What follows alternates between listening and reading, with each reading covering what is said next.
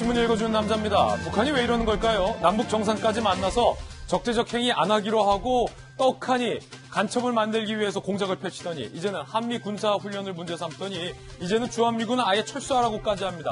그러면서 조금 전에 안보 위협을 느끼게 해주겠다라고까지 나오고 있습니다. 우리가 모르는, 국민들이 모르는 뭔가라도 있는 겁니까? 북한? 잠시 후에 살펴보겠습니다. 오늘 조간신문 함께 하시죠. 먼저 오늘은 경향신문부터 보겠습니다.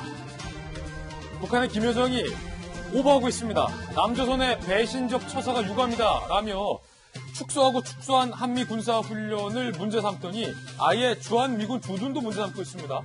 그러더니 14일 만에 청와대가 남북관계 회복의 신호탄이다라고 설명했었던 군 통신선을 끊어버렸습니다. 군 통신선을 끊어버렸습니다. 14일 만에 끊길 통신선이었으면 애초에 중요한 게 아니었던 걸까요? 아니면 지난번에 재개됐다라는 남북 군 통신선 복원이 이토록 가벼운 의미밖에 안 됐던 걸까요? 잠시 후에 이야기 나눠보겠습니다. 다음 신문입니다. 이번엔 동아일보입니다. 신규 확진자가 결국 2,000명을 넘어섰습니다. 역대 최다 수치고요. 오늘 확진자가 2,100명 안팎이 될 걸로 보이는데 아시다시피 델타 변이의 효과가 높다는 모더나가 현재 8월 물량이 반토막도 안 되는 상황에서 확진자는 2,000명을 넘어섰습니다. 문재인 대통령은 짧고 굵게 끝내겠다라고 고강도의 사회적 거리두기 조치를 실시해서 국민들이 인내하고 있는데 고강도의 대책에도 불구하고 코로나가 잡히지 않고 오히려 최다치를 찍었습니다. 그런데 백신도 없습니다. 어떻게 하면 좋을까요? 전문가 인터뷰했습니다. 잠시 후 전해보죠. 다음 신문입니다. 이번엔 조선일보입니다. 그런데 우리 당국이 오락가락, 고무줄, 이랬다 저랬다 해서 국민들 황당해하고 있습니다. 추석 연휴에 문 닫는 병원에 가서 백신 맞으라고 예약을 잡아놨다는 겁니다. 국민들은 황당하죠. 충분한 안내도 없이 일정을 바꿔서 대혼란이 펼쳐지고 있습니다.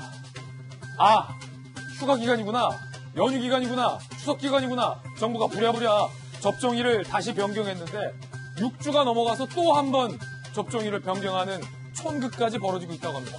잠시 후에 짚어보겠습니다. 다음 신문입니다. 이번엔 중앙일보입니다. 언론중재법, 민주주의 토대를 무너뜨린다. 정의당마저 반대했습니다.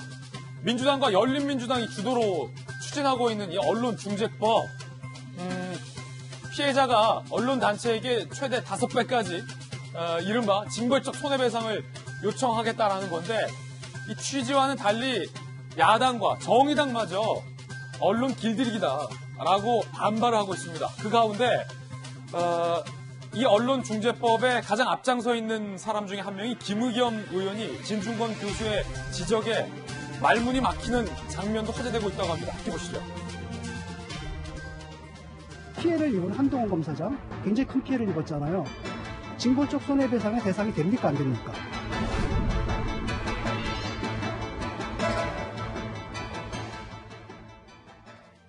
자, 이 장면을 두고 많은 논란이 일고 있는데 결국 여권이 본인들에게 유리한 이슈에만 적용하려는 것 아니냐라는 의혹의 목소리도 야당을 중심으로 높아지고 있습니다. 지금까지 신문 읽어주는 남자였습니다.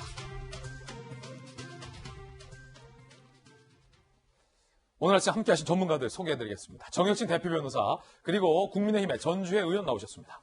반갑습니다. 민주당의 김영주 전 의원 그리고 보도본부의 박소윤 차장 나왔습니다. 어서 오세요.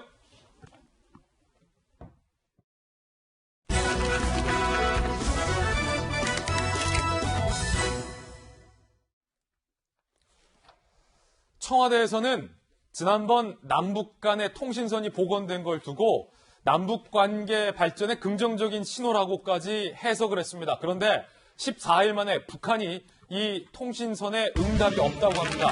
연락 두절, 삐. 그뿐만이 아니라 북한은 지금 한미 군사훈련을 문제 삼으면서 협박과 어깃장을 놓고 있다는 분석도 나오고 있습니다. 잠시 후에 이야기 살펴보겠습니다. 김여정이 담화를 냈죠. 어제 저희도 뉴스 속보로 보내드렸는데 조선중앙TV로도 방송이 나왔습니다. 뭐라고 김여정이 하는지 들어보시죠. 이번 합동군사연습은 반드시 대가를 치르게 될 자멸적인 행동이다. 거듭되는 우리의 경고를 무시하고 강행하는 미국과 남조선 측의 위험한 전쟁 연습은 반드시 스스로를 더욱 엄중한 안보 위협에 직면하게 만들 것이다. 남조선 당국자들의 배신적인 조사에 강한 유감을 표한다. 자, 거기에다 북한은 지금 주한미군까지 문제 삼고 있습니다. 그리고 조금 전 북한의 김영철이 엄청난 위기를 느끼게 할 것이다 라는 협박성 발언까지 낸 상황입니다. 안보 위기를 시시각각 느끼게 해줄 것이다 라는 건데 저는 전직 국방부 출입기자로서 북한이 왜 이렇게 나오는지 다소 좀 이해가 되지 않습니다. 많은 국민들도 그러할 건데 이번 한미연합훈련은 아시다시피 역대 한미훈련에 비해서 가장 축소된 소위 일각에서는 무늬만 훈련이 아니냐라는 말이 나올 정도의 소규모 훈련인데 북한이 상식적으로 이해되지 않는 반응과 또 물리적 도발 위협까지 하는 것이 다소 좀 이해가 되지 않습니다. 전문가들 모시고 이야기 나눠보겠습니다. 일단은 전주혜 의원님, 네. 지금 통신선 네. 북한이 안 받고 있습니까, 연락? 좀 안 받고 있는 걸로 나오고 있죠. 지금 통신선 복원됐다라고 청와대가 발표하고 나서 정확하게 14일 만에 그럼 또 끊겼다고 보면 되는 겁니까? 뭐 그렇게 봐야 될 것 같습니다. 그래서 이번에 그 일련의 사태를 보면 결국은 뭐 지난달 27일에 남북 그 통신선이 복원이 됐는데요. 이제 그 복원은 결국은 뭐 남북 관계의 개선 뭐 이런 의지보다는 오히려 한미 그 연합훈련을 앞두고 이제 그것을 축소하라거나 아니면은 이제 못하게 하려는 이런 의도가 이제 너무나 보이는 것이죠. 그렇기 때문에 지금 뭐 오늘 그 훈련이 이제 시작이 되는 상황이라 결국은 그 목표를 못 이루는 거잖아요. 그래서 당분간 다시 그 남북 통신선의 이러한 그 연락 두절 상태는 좀 지속되지 않을까 이렇게 생각하고 있습니다. 자, 다시 한번 말씀드리지만 이 남북 통신선 정확하게 14일 만에 또 북한이 일방적으로 연락 두절 상태입니다. 남북통신선 복원 지난달 27일 김여정의 비난 담화 남한이 배신했다. 동서해 군 통신선 마감 통화 수신 거부 일방적이죠. 판문점 남북 공동연락사무소 연락 채널 마감 통화 응답 없습니다. 결국 복원됐다던 채널들이 거의 다 북한이 먹통인 상황인 겁니다. 연락을 끊은 겁니다. 받지 않는 상황인 겁니다. 다시 통신선을 사실상 북한이 끊었다라는 해석이 나오고 있는데 박소윤 기자, 앞서서 이 통신선이 복원됐을 때 청와대와 정부 여당에서는 어떤 반응을 내놨었죠? 그때 청와대가 갑자기 오후에 브리핑을 예고를 하면서 이 박수현 그 정무수석이 그런 얘기를 했었죠. 갑자기 공개를 하면서 이런 얘기를 했습니다. 통신선이 갑자기 복원이 됐고 이게 남북관계 개선에 걸음을 내딛었다 이렇게 평가를 했어요. 그나마 청와대의 반응이 그나마 굉장히 좀 점잖은 편이었고 그래요? 이게 그때 민주당과 그 정부의 반응은 굉장히 뜨거웠습니다. 특히 민주당 같은 경우에는 이 가뭄 땅의 소나기 소리처럼 시원한 소식이다 이렇게 얘기를 했었고요. 가뭄 땅의 소나기 같이 시원한 소식. 네, 그렇게 얘기를 했었고요. 이뿐만이 아니고 대선 주자들도 굉장히 반갑게 환영을 했고, 이게 또 대선을 또 앞두고 있다 보니까 나중에 또 어떤 대선과 연관을 시켜서 좋은 소식이 될 수 있지 않을까, 남북 정상회담까지 내다볼 수 있지 않을까라는 기대까지 나오던 상황이었거든요. 그런 상황에서 이런 일이 터지니까 지금 말을 아끼고 있습니다. 당시 박수현 수석의 이야기 들어보겠습니다. 통신선 복원에 대해서 청와대의 입장입니다. 남북 양 정상은 지난 4월부터 여러 차례 친서를 교환하면서 남북 간 관계 회복 문제로 소통해 왔으며 이 과정에서 우선적으로 단절되었던 통신 연락선을 복원하기로 합의하였습니다. 하루속히 상호 신뢰를 회복하고 관계를 다시 진전시켜 나가자는 데 대해서도 뜻을 같이 하였습니다. 앞으로 남북관계 개선과 발전에 긍정적으로 작용하게 될 것으로 기대합니다. 아니, 박소윤 기자, 저런 반응을 냈군요. 뜨거운 반응이었는데, 자, 그럼 14일 만에 저렇게 환영한다라는 입장을 냈었던 통신성이 북한에 의해서 다시 일방적으로 지금 사실상 차단이 됐는데, 지금 청와대는 어떤 입장 내고 있습니까? 지금 공식적인 반응은 자제를 하고 있습니다. 왜냐하면 일단 지금 중단이 되긴 했지만 어쨌든 상황을 예의주시를 해보자. 왜냐하면 이게 한미 연합훈련 때문에 생긴 일이니까 연합훈련이 끝나면 아마 좀 더 다른 신호가 올 수도 있지 않을까 하는 기대감을 좀 갖고 있다 보니까 지금은 어떤 반응을 내기보다는 좀 보자 이런 입장을 보이고 있습니다. 자, 그런데 한 가지 문제가 더 있습니다. 뉴스 속보 다시 한번 흘려주시면 좋을 것 같은데 북한의 김영철이 조금 전 한 대목, 엄청난 위기를 느끼게 할 것이다. 안보 위기를 시시각각 느끼게 해줄 것이다. 이게 그냥 말로만 하는 소위 블러핑이라면 문제가 없겠습니다만 북한이 이렇게 뭐랄까요? 강도 높게 상식 밖의 반응을 보이고 있는 것이 좀 심상치 않다라는 전문가들의 의견이 많은데 그 가운데서 오늘 한 조간신문은 문재인 대통령의 과거 발언을 문제 삼고 있습니다. 주한 미군에 대해서 북한의 김정은이 다 이해하고 있다라는 식으로 문재인 대통령이 과거 발언을 했었는데 북한이 지금 주한 미군을 새삼 문제 삼고 있는 대목에 대해서는 청와대에 설명이 없다는 겁니다. 주한미군 문제는 평화협정 체결로 전적으로 한미가 결정하는 것으로 김정은이 이해하고 있다. 2019년 신년 기자회견 대통령께서 이렇게 말하셨는데 어제 침략 무력과 전쟁 장비들부터 철거해야 된다. 사실상의 주한미군과 전략 자산을 문제 삼는 것에 대해서 청와대가 아무런 입장을 내지 않고 있다는 것 의아하다는 거죠.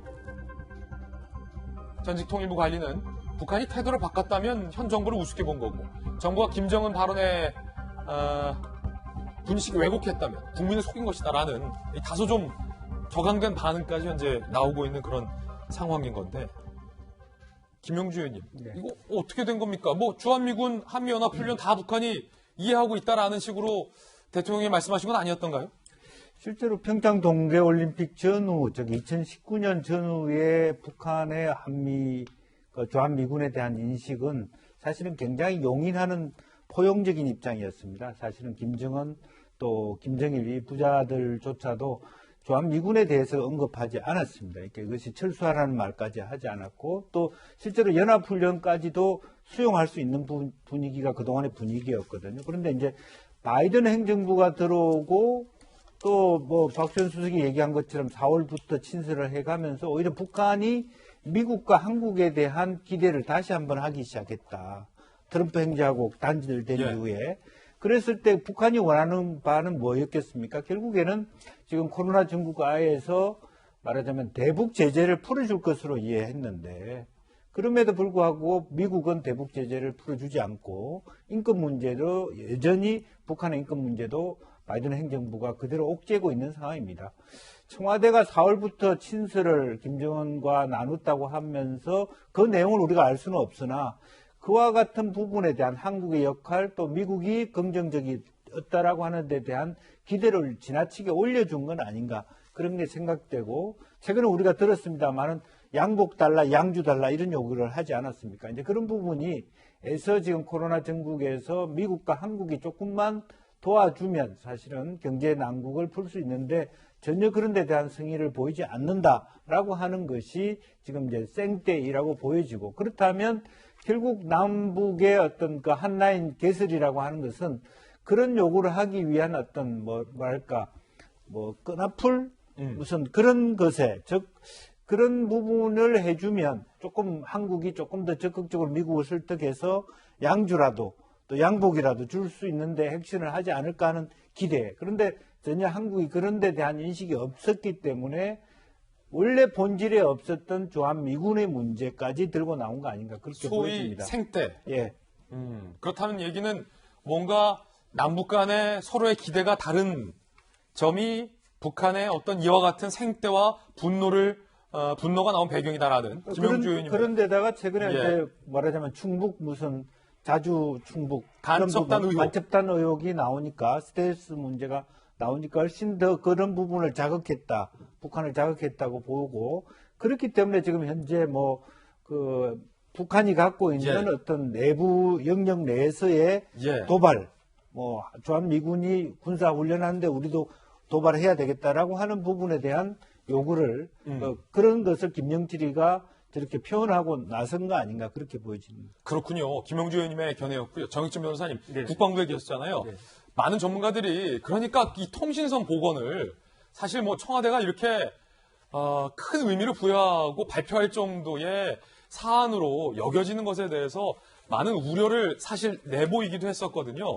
그런데 결과론적 해석일 수도 있겠습니다만 청와대와 여당의 기대와 반응이 참 무색하리만큼 14일 만에 북한이 이렇게 다시 통신선을 끊을 정도의 사안이었잖아요. 되돌려 본다면 어떻게 보십니까? 그게 뭐 통신선 이제 2주 만에 14일 만에 끊어졌다는 이야기인데 그것 때문에 이렇게 호들갑 떨면서 70명이 넘는 여당 국회의원들이 연판창까지 돌릴 일이었나 일단은 그런 생각은 들고요. 연합훈련, 한미훈련 연기하자. 그 다음에 결국은 이제 연합훈련이 옛날처럼 이렇게 대규모 몇만 명이 그 동원되는 그런 훈련도 아니고 기존에 했던 그런 훈련들도 한 500명 정도 그 정도밖에 안 했던 시뮬레이션 훈련이었는데 예. 그것조차도 이제 100명 수준으로 줄었다가 제가 그 신문 기사를 보니까 이번에 하는 훈련은 이제 8월 16일부터 본격적인 훈련을 할 텐데 불과 30명 정도 그런 훈련을 할 정도로 하면은 다른 데를 떠나가지고 이게 연합사령부잖아요. 한미연합군인데 미군 입장에서 보면 얼마나 황당할 것인가. 같이 훈련을 갖다 하는 것인데 북한이 통신선 고 이야기했다고 해가지고 이미 기존에 충분히 그 논의가 됐었던 훈련 한번 하려면요. 몇 달 전부터 준비를 갖다가 하는데 그런 것들을 제가 봤을 땐 거의 다 이제 무효화시키고 취소하고 해가지고 최소 규모로 한 것인데 참 어떻게 그 정부가 이런 식으로 일을 하나라는 생각을 하지 않을 수가 없습니다. 정익진 변호사의 개인 견해고 한 가지만 더 전주혜 의원님. 네. 오늘 한국일보 제목이 조금 전 밑에 했지만 이례적으로 배신이라는 단어를 썼다. 북한이. 한국일보 제목이에요. 네. 남북 간에 혹시 한미훈련 유해 물밑 합의가 있었던 거 아니냐. 이건 한국일보의 그냥 추측성 의혹 제기인데 단정할 수도 없다는 말씀 드리는데 지금 한국일보 이렇게 보도하고 있는 거에 대해서 어떻게 보세요? 뭐 여당 의원 수십 명이 연판장을 돌리면서 나온 것이라 등등 한국일보가 제시한 근거들은 소위 그런 것들이거든요. 그러니까 뭐 정황적으로 그렇게 볼만한 것들은 있는 거죠. 그러니까 지난주에 그 범여권 74명의 의원들이 한미 훈련을 또 연기해야 된다. 뭐 이러한 성명을 발표하지 않았습니까? 그리고 또 박지원 국정원장도 뭐 비슷한 뭐 이러한 뭐 북한의 뭐 이러한 뭐 무력 뭐 시위나 뭐 이런 것이 배제할 수가 없기 때문에 또한 뭐 이런 그 연기나 뭐 축소를 좀 고려할 수 있다는데 이러한 발언을 했고요. 예. 그것 때문에 이제 민주당이 좀 시끄러웠죠. 예, 그랬기 때문에 이러한 뭐 진실을 밝히기는 쉽지는 않은 뭐 이런 사안입니다만 뭐 그래도 국민들이 볼 때에는 좀 뭔가 그런 뭐 유해 내지는 뭐 이런 시도가 있었을 수도 있다. 뭐 이런 추측이 가능하게 하는 그런 정황적 증거는 이제 충분히 나오는 것이죠. 그리고 이제 그 이후에 나오는 이제 북한의 태도가 뭐 배신이라는 이제 얘기를 하고 있고요. 이제 이런 걸 보면은 진짜 뭔가 뭐 있지 않았을까 하는 뭐 그런 의혹을 가질 수는 있는 상황입니다. 이제 그리고 저는 이제 굉장히 안타까운 게 국회에서 이제 계속 그 이야기를 하고 있습니다만 이제 우리나라의 이런 그 자주권 뭐 이런 것은 어떻게 되는 거냐. 이게 그 김여정 그 부부장의 그 말 한마디에 결국은 김여정 하명법, 대북 전단 금지법, 작년 12월에 국민의힘의 반대에도 불구하고 일방 처리됐던 법안입니다. 그리고 또 김여정 그 부부장이 이번에 또 이렇게 얘기를 하니까 결국은 결과적으로는 또 한미 훈련이 굉장히 축소되는 그 오히려 처음에는 훈련을 숫자를 더 늘리려고 인원을 더 늘리려고 지금 그렇게 시도를 했다가 결국은 뭐 10분의 1로 오히려 줄어든 이런 상황이고요. 예, 그래서 그런 면에서 정말 우리가 너무 저자세 외교를 하는 거 아니냐 이런 좀 안타까움과 분노를 가지고 있습니다. 그리고 아까 맨 처음에 어제 이제 발표한 그 김여정 부부장의 그 담화문을 보면 이걸 전쟁 연습이라고 하는데 오늘 그 미군에서도 발표를 했습니다만 이것은 우리가 공격하는 전쟁이 아니에요. 오히려 방어적인 훈련이다. 그렇기 때문에 이게 이제 북한이 그런 식으로 딱 단정을 하고 나서 그리고 나서 우리는 그럼 가만히 있지 않겠다. 이건 전제가 잘못된 것이거든요. 그래서 이런 부분에 있어서 정부가 뭐 유감을 발표한달지 아니면은 뭐 적극적인 조치를 취해야 되는 것이죠. 그런데 지금 청와대는 아무런 좀 그 발언이 없지 않습니까? 좀 이 부분에 대해서도 통일부나 뭐 아니면 국방부 그리고 정부에서 대통령까지 책임 있는 그런 발언을 해주실 것을 촉구하지 않을 수 없습니다. 네, 자, 야당 전주혜 의원님의 의견이었다는 건 말씀드리겠고 좋은 포인트라고 생각되는 게 한미 군사훈련의 성격이 우리가 선제 공격하는 시나리오가 아니라 오히려 북한이 전쟁을 벌여왔을 때 한미군이 어떻게 대한민국 국민과 영토를 지킬 것인가에 포커싱이 맞춰진 훈련이다라는 점 다시 한번 말씀드립니다. 그런데 국립외교원장 내정자가 북한의 미사일 도발을 우리의 방어적 한미 군사 훈련과 등가해서 합리화했다라는 논란이 일었습니다. 들어보시죠. 일단은 이렇게 말로 우리에게 강력한 항의를 표시했는데, 그러나 이제 자기들도 이를테면 단거리 미사일이라든지 장사정포 이런 거 훈련할 가능성은 충분히 오늘 보입니다. 사실 우리가 훈련하는데 북한은 훈련하면 안 된다 이렇게 생각하는 것 자체가 이거는 상식적이지는 않잖아요. 자, 박수윤 차장. 네. 이 국립외교원장 내정자의 발언의 어떤 의도는 알겠습니다만 이 자칫 북한이 하고 있는 미사일 도발 전체를 다 합리화하려는 거 아니냐라는 뭐 의혹의 논란도 있잖아요. 사실 근데 북한이 미사일 발사하는 거는 때에 따라서는 이거 유엔 안보리 결의 위반의 사항이고 한미가 함께하는 훈련은 이것은 동맹의 방어적 훈련인데 어떻게 이게 우리도 하니까 저들도 미사일 쏴도 괜찮다. 이 타당한 논리입니까? 타당하지 않죠. 훈련과 도발은 명백히 다른 행위입니다. 훈련은 평화를 지키기 위해서 하는 행위죠. 하지만 도발은 평화를 깨기 위해서 하는 행위입니다. 둘은 절대 등가성이 없고요. 만약에 도발을 하면 그거에 대해서 강력하게 항의하는 것이 평화를 지키는 행위이기 때문에 그거 같이 두고 그렇게 할 수 있죠라고 용인하는 순간 이 모든 것이 원칙이 다 깨져버리는 상황이 생길 수 있습니다. 홍윤희 내정자는 한미연합훈련에 대해서도 이런 발언에서 논란을 일으킨 바 있었습니다. 한미연합훈련 반드시 해야 하는 거 아니다. 북한 입장에서 볼 때 한미동맹은 눈엣 가시, 연합훈련을 100% 방어훈련이라고 하기는 어렵다라는 발언도 논란이 된 바 있었죠. 네, 그렇습니다. 지금 100% 한미 훈련을 100% 방호 훈련이라고 하기 어렵다라고 얘기를 하는데요. 그러면 지금 정부는 이 한미 훈련에 대해서 방어적 성격이 있는 훈련이다라고 얘기를 하고 있는데 그럼 정부의 말이 사실과 다르다는 건가요? 그거는 오히려 저 맞지 않는 얘기인 것 같고요. 그것보다는 북한의 도발에 대해서 엄중하게 항의하는 것이 맞다고 생각합니다. 자, 북한이 어쨌든 이 한미 훈련을 빌미로 안보적 위기까지 운운하며 도발을 해오고 있는 그런 상황입니다. 그 가운데 오늘 저희 김재희 돌직구쇼에서는 어제 그제에 이어서 이 북한의 간첩단 혐의 의혹에 대해서 조금 더 깊게 들어가 보겠습니다. 구속영장 속의 추가 범행 함께 보시죠. 김정은의 위대성을 선전했다. 지난해 11월 북한의 공작원 지령, 친북 성향 온라인 매체 기사를 퍼넘기는 식으로 김정은 위원장의 위대성을 선전할 방법을 연구하라. 충북동지회에서는 친북 기사 총 18건을 퍼날라서 북한 체제 선전에 활용을 했다라는 게 이 조간신문의 보도고요. 이 조간신문이 취재한 국정원의 수사 결과라고 전해지고 있습니다. 지난 5월 이들은 100개 이상의 파일을 삭제했다라는 의혹도 있습니다. 압수수색 실시 직전에 USB 7개, 파일 123개를 파악하거나 훼손했다. 국정원에서는 물리적인 파손 정도가 심해서 내용 확인이 불가능하다라고 설명하고 있는 것으로 전해지고 있고요. 사정기관 관계자에 따르면 외부로 알려진 지령문 보고문보다 더 예민한 내용이 담겼을 수도 있다라는 게 전해지고 있는 내용입니다. 정혁진 변호사님, 네네. 100개 이상의 파일을 삭제했다. 그리고 이들이 삭제하지 않고 남은 파일 등에 압수된 근거로 보도되고 있는 내용들은 조국 국면에서 야당을 공격하라, 박근혜 특히 뭐 보수 괴멸, 뭐 총선 이런 것들이었는데 삭제된 내용은 뭘까요? 그럼?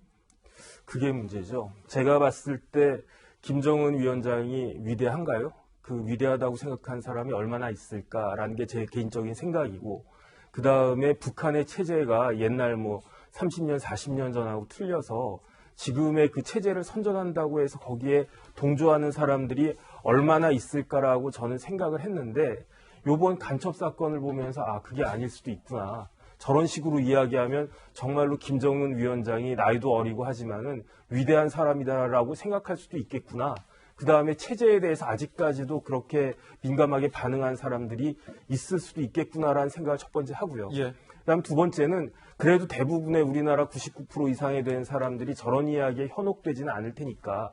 하지만 분명히 제 생각에 그 훼손한 그 USB 같은 파일 같은 것들에는 우리 정부를, 우리나라를 위협하는 아주 민감한 내용들이 있을 것 같다라는 생각이 들거든요.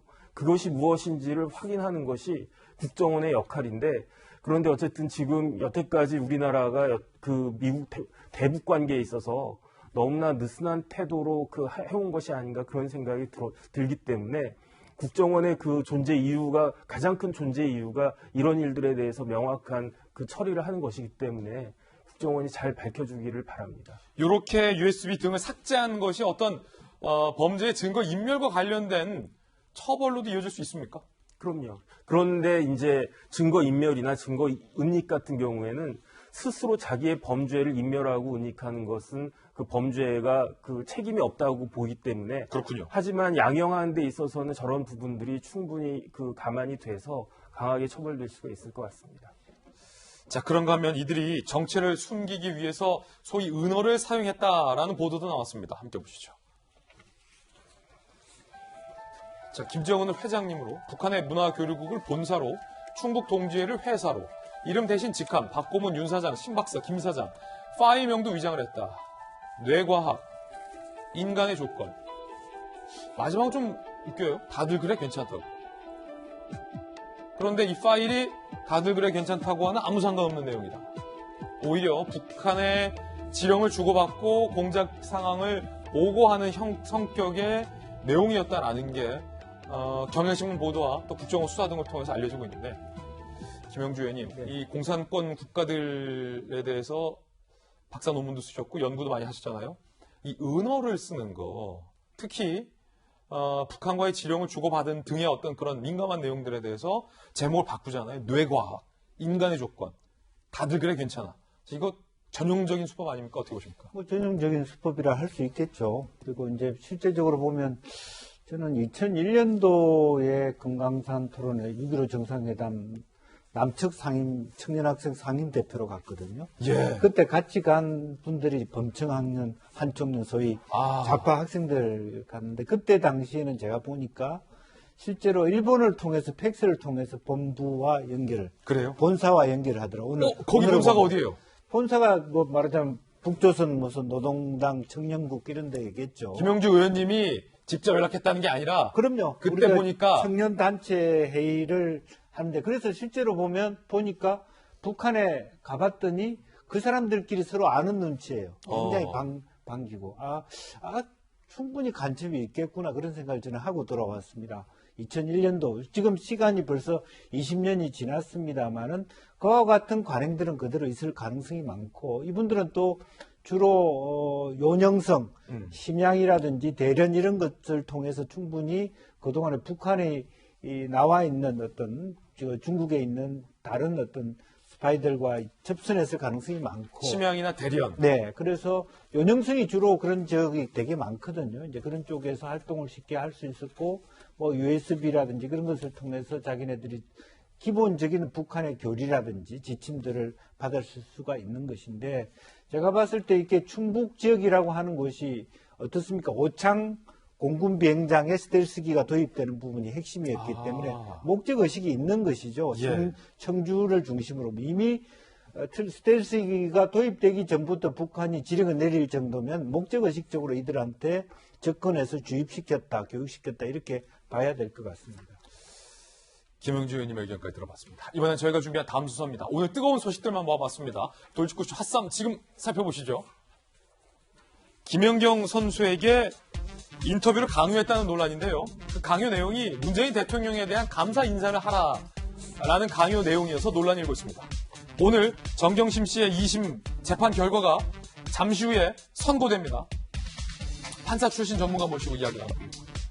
배우 하정우 씨가 프로포폴 투약에 대해서 인정했습니다. 범죄입니다. 잠시 후 짚어보겠습니다. 김연경 선수가 귀국했습니다. 기자들과의 인터뷰가 있었는데 사회를 보는 사회자가 김연경 선수에게 거듭 문재인 대통령에게 감사하다는 인터뷰를 해라라고 소위 강요를 했다는 논란이 제기됐습니다. 영상으로 살펴보시죠. 4강에 올라가면서 포상금이 역대 최고로 준비되어 있는 거 아시죠?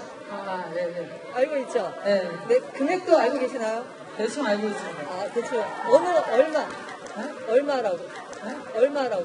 문재인 대통령께서 특히 또 김연경 선수에 대해서 따로 또 국민들께 감명을 준 거에 대해서 격려를 해주셨거든요. 그거에 대해서 답변 주셨나요? 제가요? 네. 제가 감히 대통령님한테 좋은 얘기들을 많이 해주셔서 너무 감사하고 앞으로도 더 많은 기대와 관심을 가져주셨으면 좋겠습니다. 네, 오늘 자리가 왔습니다. 거기에 대한 답변으로 한번 인사 말씀 답변 한번 드려주시죠. 뭔 답변이에요? 대통령님께. 아니, 했잖아요, 지금. 네. 감사합니다. 감사합니다. 그렇죠. 박수윤 기자, 저 사회자분, 저분 누굽니까? 네, 지금 배구 경기 감독관을 하고 계신 분이라고 합니다. 그리고 실제로 선수로도 뛴 경험이 있어요. 1986년에 서울 아시안게임에서 동메달을 따기도 했던 분이고, 그리고 선수로 활동을 했던 분인데, 지금은 배구협회 홍보분과 부위원장으로 활동하고 있다고 해요. 배구협회에서 직책이 있으신 분이군요. 네네. 왜 저런 인터뷰를 한 거죠? 왜 그랬는지 정말 저도 물어보고 싶어요. 도대체 왜 그러셨는지. 저는 저 자리가 이제 귀국하고 올림픽에서 돌아와서 국민들과 이 나라를 위해서 뛰어준 김연경 선수한테 고마움도 전하고, 그리고 김연경 선수도 어떤 소회가 있는지 다들 들어보는 이목이 집중된 자리였잖아요. 그런데 저 자리에서 포상금 얼마 받았냐? 그래서 얼마? 감사 마음 전했냐? 뭐 이런 식으로 질문을 하니까 보는 제가 너무 미안하고 무례하고 정말 그런 마음이 들더라고요. 물론 김연경 선수가 굉장히 대응을 잘 하긴 했지만, 아니 적어도 사람이 그렇게 열심히 몸살이지 않고 뛰고 왔으면 몸은 괜찮냐? 지금 컨디션은 좀 어떠냐? 이런 질문을 좀 할 줄 알았거든요. 그런데 포상금 얘기를 해서 본인도 굉장히 당황스럽고, 그다음 보는 사람들도 너무너무 민망하고 김연경 선수한테 미안한 마음이 들어서 이래저래 정말 불편했던 인터뷰가 아닌가 싶습니다. 자, 이 장면을 지켜보던 김연경 선수의 팬들과 누리꾼들은 사회자를 향해서 문재인 대통령님 감사합니다, 사랑합니다 라는 답변이라도 듣고 싶었던 것이냐라고 일침을 날리고 있습니다. 너무 무례한 인터뷰다. 배구협회 배구연맹 홈페이지 게시판에 실제 있는 내용들이고요. 금메달 딴 선수들에게 김치찌개 먹이는 협회 초나 치지 마라. 문 대통령님 사랑합니다. 이런 답이라도 듣고 싶었나. 여기가 북한이냐? 라는 반응들도 나오고 있습니다. 여기가 북한이냐? 이런 반응들까지 나오고 있는데, 천주혜 의원님, 왜 굳이 김연경 선수에게 저 협회에서는 문재인 대통령에 대한 감사 인사를 재차 물었던 걸까요? 그러니까 좀 협회가 굉장히 저는 좀 시대에 좀 동떨어져 있다, 좀 이런 인상을 많이 받았어요. 왜냐면 이제 어제 이번 올림픽 경기에서 저는 개인적으로 가장 인상 깊게 이제 봤던 것이 우리 한국 여자 배구 선수들의 동메달 결정전이었거든요. 정말 굉장히 8강에서도 이제 터키에 3대2로 이렇게 승리를 하고 국민들에게 얼마나 큰 기쁨과 감동을 선사를 했습니까? 그런 선수들이 이제 귀국을 하는 이제 자리인데, 이제 거기에서 6억 원의 이제 포상금을 준 이런 협회를 비롯한 이런 지원단체에 대한 감사 인사를 일단 좀 유도를 하죠. 굳이.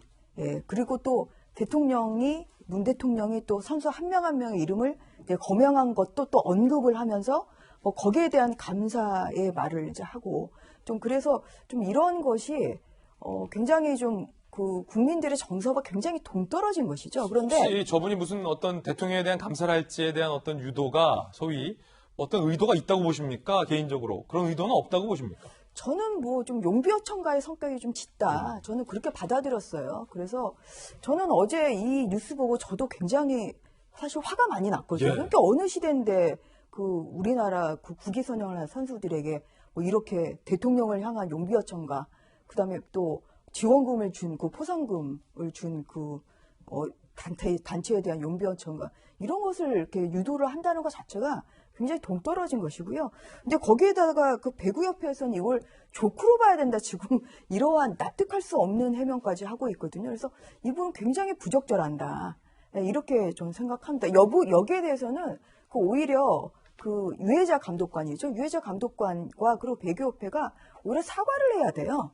그래서 이걸 그냥 두리뭉실 넘어갈 게 아니라 좀 이렇게 부적절한 이러한 인터뷰를 한 부분에 대해서는 적절한 유감 표명이 저는 필요하다고 생각합니다.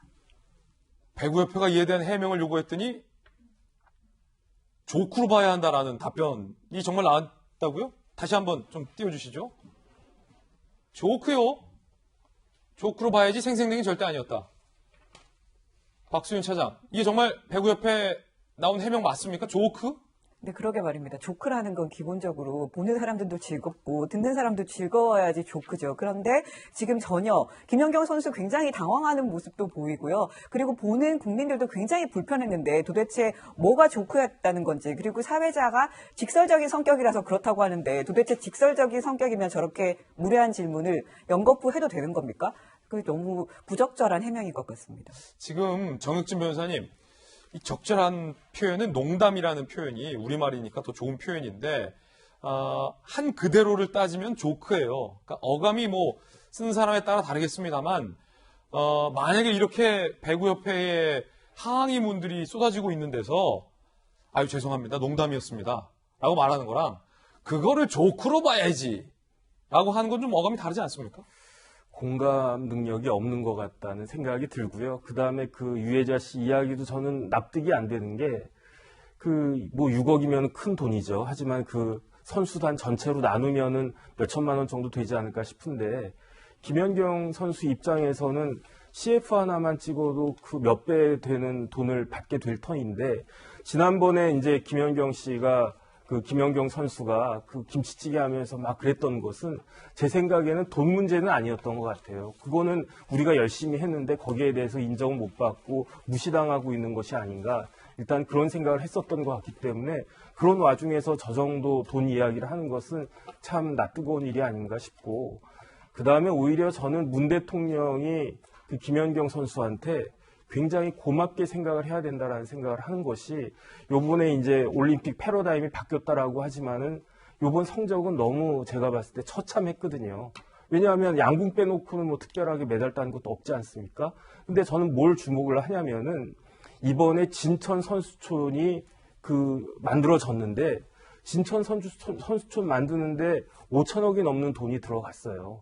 그렇게 최신식의 선수촌까지 만들었는데 그 이후에 첫 번째 올림픽이 이번 도쿄 올림픽이었는데 우리가 기대했던 것만 못한, 그러니까 이제 배구 같은 것들이 더 빛난 것이 아니었나. 그렇다라고 하면은 김연경 선수가 문 대통령에 대해서 감사하다라고 하기보다 제가 대통령이었으면 그래도 김연경 선수를 비롯해서 배구 선수들이 참 투혼을 발휘해줘서 정말 내가 고맙다, 이렇게 생각하지 않을까 저는 생각합니다. 예, 정혁진 변호사의 의견도 들어봤습니다. 자, 이번엔 저희가 준비한 두 번째 핫쌈입니다. 정경심 씨의 2심 재판부, 과연 잠시 후에 어떤 결과를 선고할까요? 함께 보시죠. 입시 비리와 사모펀드 의혹, 정경심 씨 오늘 2심 선고. 오늘 오전 10시 30분 2심 선고 공판이 예정돼 있습니다. 저희 돌직구쇼 직후입니다. 1심 선고 후 법정 구속 8개월 만이고요. 지난해 12월에 1심 선고 내용을 보면 입시 관련 비리 유죄, 사모펀드 비리 관련 일부 유죄, 증거인멸교사 유죄, 징역 4년에 벌금 5억, 추징금 1억 3,900만 원이 선고된 바 있고, 정경심 씨는 모든 혐의를 전면 부인하고 있는 것으로 현재 알려지고 있는 상황입니다. 판사 출신의 전주혜 의원님. 네. 오늘 2심이에요. 1심에서는 많은 국민들이 아시다시피 유죄가 선고됐고, 네. 특히 논란이 됐었던 표창장 위조 의혹과 관련해서도 1심 재판부는 이건 위조된 걸로 봐야 한다 라고 지금 인정이 된 상황이잖아요. 네. 2심 방송 직후에 결과가 나올 건데, 자, 어떻게 전망하십니까? 오늘 선고는 이제 10시 30분이니까요. 이 돌직구쇼 끝나자마자 이제 선고가 돼서 저도 굉장히 궁금합니다. 지금 이제 정경심 씨가 1심에서 이제 유죄로 확인된 거는 이제 크게 보면 이제 두 가지인데요. 이제 하나는 입시 비리. 그래서 동양대 표창장을 이제 비롯한 7개의 표창장이나 인턴, 확인서 이런 것을 허위로 작성했다거나 이제 위조했다, 이제 이런 게 하나가 있고요. 그 다음에 이제 두 번째는 사모펀드 관련해서 미공개 정보를 이용해서 결국은 그 펀드를 매수를 했다. 그래서 이제 미공개 정보 활용. 이것이 사실은 굉장히 양형에 있어서는 2억 3천 정도의 이제 그 펀드를 매수를 했기 때문에 이게 대법원 양형 기준상 1년에서 4년에 해당하는 이런 행위입니다. 그래서 1심에서 이제 징역 4년에 벌금 5억 원을 선고를 받았는데요. 그 중에 이제 가장 이제 큰 것이 바로 오히려 국민들이 관심을 가지고 있는 입시 비리보다는 양형에 이제 관심을 많이 그 영향을 많이 미쳤던 건 오히려 그 미공개 정보 그 활용 부분이었다. 이제 이런 말씀 하나 드리고요. 예. 2심에서는 가장 이제 쟁점이 이제 다퉜던 것이 결국은 2009년 그 서울대 그 공익인권법 그 센터에서의 세미나에 이제 참석을 했느냐 안 했느냐 그 조민 씨가 이제 그거 아니겠습니까? 그래서 뭐 그 부분에 있어서 다시 한번 또 증인을 신문을 해서 또 조금 좀 1심과 다른 그런 좀 증언들이 좀 나오기도 하고 그래서 사실 이제 저는 개인적으로는 이 부분이 어떻게 될까 이제 이것이 좀 가장 좀 관심이 되는 것이고요.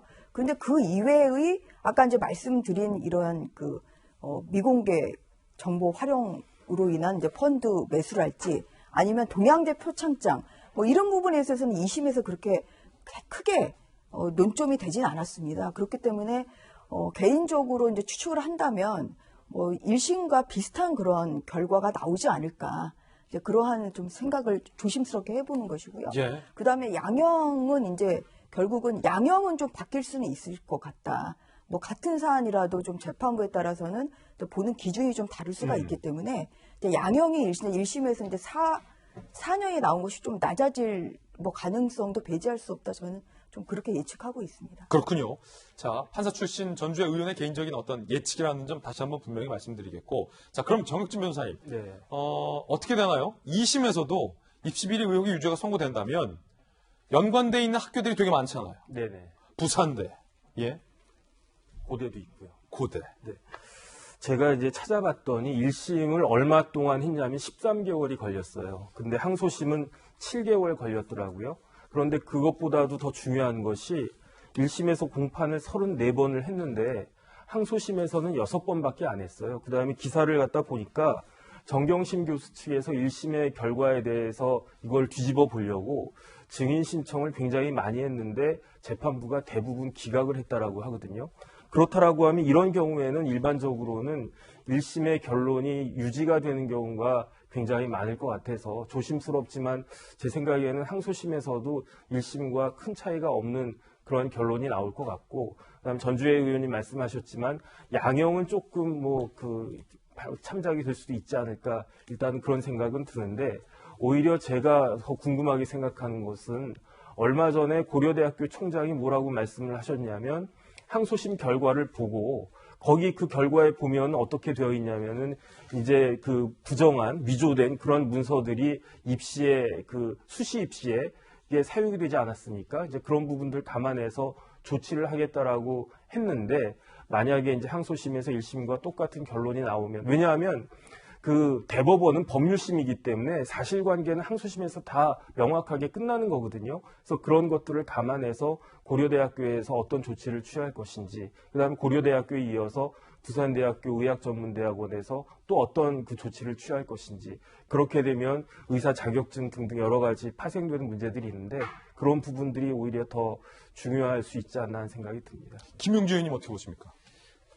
저도 비슷합니다. 어쨌든 그 허위 학력 스펙과 관련돼서 공익인권법센터에 당국대 장 교수 그 아들이 그 입장을 바꿨다는 게 다른 것이 아니고, 그 장소에서 나는 보지 않았지만 그 영상에 있는 애는 조민 같기도 하다, 이런 얘기거든요. 그런데 실제로 재판부의 핵심은 거기 앉아 있었다는 것 자체가 인턴을 했다는 것은 아니다, 이렇게 보는 것이기 때문에 기본적으로 여러 가지 자잘한 정도의 어떤 입장의 변화, 진술의 변화가 있다 하더라도 본질적인 의미에서 형량의 변화를 갖고 오기에는 좀 부족하다, 그렇게 생각이 들어서 다른 두 분이 말씀하신 것처럼 1심의 선고가 거의 이어갈 것 같다는 생각이 들고, 더 관심은 결과적으로는 이 재판 자체가 조국 전 교수와 조국 고수와의 연관성이 있기 때문에 그것이 어떤 영향을 미칠 것이냐 하는 부분에서 크게 1심과 다른 기조의 어떤 변화가 그렇게 예상하기는 쉽지 않다, 그렇게 제 생각도 듭니다. 1심에서의 7대 허위 스펙이 소위 얼마나 뒤집힐지 여부에 대해서도 관심거리입니다. 함께 보시죠. 이 부분인데, 동양대 표창장 유죄, 동양대 보조연구원 스펙 유죄, 당국대 인턴 및 논문 1저자 이것도 유죄, 공주대 생명공학 연구소 인턴, 키스트 인턴, 서울대 공익인권법센터 인턴, 특히 6번 잡으세요. 6번. 서울대 공익인권법센터 인턴 경력서는 서울대 법대 교수였던 아버지 조국 전 장관이 이 허위 인턴 증명서 발급에 직접 연관이 있다라고 1심 재판부가 인정하기까지 한 사항입니다. 따라서 이 6번 항목은 조국 전 장관의 재판에도 영향을 미칠 것이다라는 게 전문가들의 분석이고요. 7. 부산호텔 인턴도 다 허위 스펙으로 1심에서는 인정을 했고요. 정경심 씨 항소심에서는 전부 무죄로 주장했는데 사실 많은 국민들이 분노했던 부분은 다 이 화려한 7가지의 스펙들이 정당하지 않다라는 거였죠. 네, 그리고 이제 그뿐만 아니라 이제 그것이 결국은 뭐 고려대학교 이제 입학 합격, 대학교 합격과 그 다음에 또 부산대 의전원 합격에 쓰였다는 것이죠. 그래서 단순히 허위 작성만 된 것이 아니라 이것을 활용해서 결국은 지금 의사가 된 거 아니냐. 지금 이게 국민들이 가장 이제 분노하는 그 포인트 아니겠습니까? 네, 그리고 공익인권법 이제 센터와 관련해서는 이제 2심에서는 정경심 교수가 이제 많이 다투고 있습니다만 저는 결과는 뒤집히지 않을 가능성이 훨씬 크다고 생각합니다. 왜냐하면 지난번에도 말씀드렸듯이 이 사건에서 가장 중요한 것은 한인섭 교수의 검찰 진술이죠. 그 당시에 센터장이었던 한인섭 교수가 나는 뭐 세미나장이나 아니면 이러한 그 과정에서 조민 학생을 본 적이 없다. 그리고 조민 학생에게 또한 어떤 과제를 준 적도 없다. 이 발언이 가장 핵심적이거든요. 그래서 이제 이런 부분을 과연 2심에서 나온 그 증인들의 조금 사소한 부분에 바뀐 발언으로 뒤집을 수 있을까? 저는 이것은 굉장히 희박하다고 보고 그렇기 때문에 1심에서의 결과가 결국은 2심에서도 유지될 것이다. 저는 이제 그렇게 생각을 하고 있고요. 그리고 아까 이제 앵커께서 말씀하셨지만 이 공익인권법센터의 이제 이러한 허위 작성은 그 조국 교수가 직접적으로 행위범입니다. 위조한 것이 조국 교수가 1심에서 그렇게 판시를 하고 있거든요. 그래서 이 결과에 따라서는 지금 이제 조국 장관은 이제 별도로 재판을 받고 있어요. 그렇죠. 조국 장관에 대한 조국 교수의 재판은 현재 1심 진행 중이지만 결국은 이제 여기에서 이렇게 사실 관계를 확정을 해버리면 굉장히 조국 교수에게는 불리한 이러한 결과가 될 것이기 때문에 뭐 이 결과에 따른 저는 그 조국 교수의 또 반응 이런 것도 굉장히 좀 궁금하기도 하고 유심히 보는 포인트입니다. 자, 돌직구쇼 방송 직후에 나올 것을 예정이 돼 있습니다. 결과 한번 지켜보겠습니다. 세 번째 핫쌈입니다. 하정우 씨가 프로포폴 투약을 인정했습니다. 하정우 씨의 이야기 들어보시죠. 심려를 끼쳐드려서 너무나 죄송하고요. 성실히 재판에 임하도록 하겠습니다. 죄송합니다. 네. 여전히 치료 목적이었다면 죄송합니다. 박수영 기자, 하정우 씨가 인정을 한 겁니다. 프로포폴 투약 혐의. 언제부터 이거 투약한 겁니까, 그러면? 네, 지금 알려지기로는 2019년 1월부터 9월까지 무려 19차례에 거쳐서 강남에 있는 한 성형외과에서 프로포폴을 불법 투약한 혐의를 받고 있습니다. 한 19차례에 거쳐서 지금 투약을 한 것으로 알려져 있는데요. 동생과 매니저의 이름으로 차명 투약도 했던 것으로 알려져 있습니다. 하정우 씨 측은 이 피부 트러블이 평소에 굉장히 좀 심했다. 그래서 그 치료를 받다 보니까 좀 많이 아프고 그래서 실제로는 조금만 투약이 양이 그렇게 많지 않게 했다. 그런 점을 좀 참작해달라. 이렇게 얘기를 하고 있습니다. 아니, 그럼 하정우 씨 측에서는 공소사실 모두 인정한다는데 프로포폴이라는 것은 사실은 아무나 그냥 아무 때나 이렇게 투약할 수 있는 게 아니에요. 치료 목적으로 했다라는 겁니까? 치료 목적 외의 의도는 없었다라는 게 하정우 씨의 주장인 겁니까? 네, 본인들의 주장은 지금 그렇게 하고 있어요. 그러다 보니까 뼈저리게 후회하고 깊이 반성하고 있다. 아무래도 다른 사람의 이름으로 지금 투약이 된 상태이기 때문에 그 부분에 대해서는 굉장히 후회하고 있다라고 하면서 선처를 해달라 이렇게 얘기를 하고 있습니다. 정익진 교수님, 제가 잘 몰라서 여쭤보는 건데 네. 만약에 치료 목적이었다면 왜 다른 사람 이름으로 하죠? 그러니까 치료 목적은 아니었죠. 프로포폴이 마약류 관리법상의 향정신성 의약품이기 때문에 이게 굉장히 위험할 수 있는 그 물질이기 때문에 합법적으로 진짜로 치료 목적으로만 해야 되는데 그런데 피부 트러블이 있다고 해가지고 프로포폴 맞으라고 하는 법은 없거든요. 그러니까 아마 그 변명하면서 이게 불법적인 건 내가 알고 있는데 여러 가지로 이렇게 그 병원을 다니다 보니까 그러다 보니까 맞게 됐다라고 이야기를 하는 것 같고 사실 변명치고는 매우 궁색하다 그런 생각이 들면서 그렇기 때문에 이제 구약식으로 1,000만 원 벌금을 검찰에서 매겼을 때 다 인정을 하고 내가 1,000만 원 내겠습니다. 잘못했습니다라고 한 것을 법원에서 오히려 이건 정식 공판을 재판을 한번 해야 되겠다 해서 재판을 하게 된 것 같습니다. 자, 법원에서 오히려 정식 재판을 해야 된다라고 선고 공판도 다음 달 14일에 예정돼 있다라는 말씀 드리겠고, 하정우 씨 측이 경제적 손실을 거론하며 읍소한 대목도 논란입니다. 하정우 측 변호인, 이 사건 드러난 후 배우로서 활동도 못하고 경제 손실이 크다. 그런데 많은 보도에 따르면 하정우 씨가 450억 상당의 부동산 재벌이다라는 보도가 나오고 있고요. 박수영 기자, 사실입니까? 경제 손실이 클 만큼 경제적 상황이 악화된 겁니까?